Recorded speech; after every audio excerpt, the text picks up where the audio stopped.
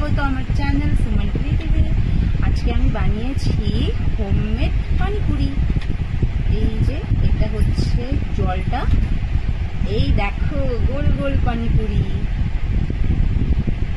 আমার না যখনও পানিপুরি খেতে ইচ্ছা করে বা ফুচকা খেতে ইচ্ছা করে আমি নিজে ঘরে বানিয়েই খেয়ে নিই। এই যে পুরির ভিতরে আলু,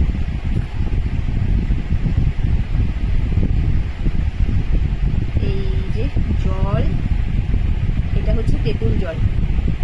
মুখে জলই চলে এসছে জল বলতে বলতে। এই যে কে কে খাবা একবার হা করো সবাই।